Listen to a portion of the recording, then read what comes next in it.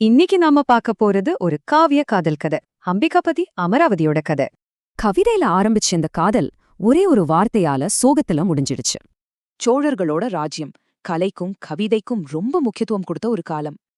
இவர்தான் அம்பிகாபதி, புகழ்பெற்ற கவிஞர் கம்பரோட மகன். அப்பா மாதிரியே கவிதையில புலி. அப்புறம் இவங்கதான் இளவரசி அமராவதி. அழகு மற்றும் இல்ல, அறிவும் கூட. அரசவையில நடந்த ஒரு கவிதை நிகழ்ச்சியில தான் ரெண்டு பேரும் முதலா பாத்துக்கிட்டாங்க. பார்த்த மாத்திரத்துல காதல்.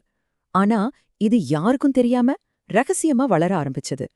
ஆனா இந்த விஷயம் எப்படியோ அரசருக்கு தெரிஞ்சிடுச்சு. அவருக்கு கோபம் தலைக்கேறிடுச்சு.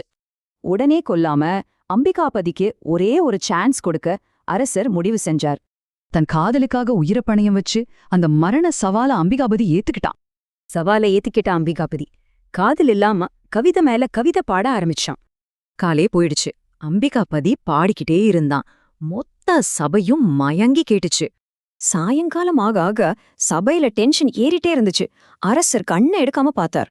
99 கவிதை முடிச்சிட்டான். வெற்றி ரொம்ப பக்கத்துல வந்துருச்சு. இன்னும் ஒரே ஒரு கவிதை தான். அப்புதான் தூணுக்கு பின்னாடி நின்ன அமராவதிய பாத்துட்டான். அவ்வளவுதான், அவனையே அவன் மறந்துட்டான். 100வது கவிதை அவனோட காதல சொல்லிடுச்சு. சவால்ல தோத்துட்டான். மன்னனோட தீர்ப்பு ரொம்ப வேகமாவும் கொடூரமாவும் இருந்துச்சு. அம்பிகாபதிக்கு மரண தண்டனை. இத பார்த்தா அமராவதியோட வாழ்க்கை சோகத்துல மூழ்கிடுச்சு. இந்த கதை காதல் பெருசா இல்ல சமூக கட்டுப்பாடு பெருசாங்கிற கேள்விகள் எழுப்புது. உண்மையா காதலிக்கிறதுக்கு இவ்ளோ பெரிய விலை கொடுக்கணுமா? நீங்களே சொல்லுங்க.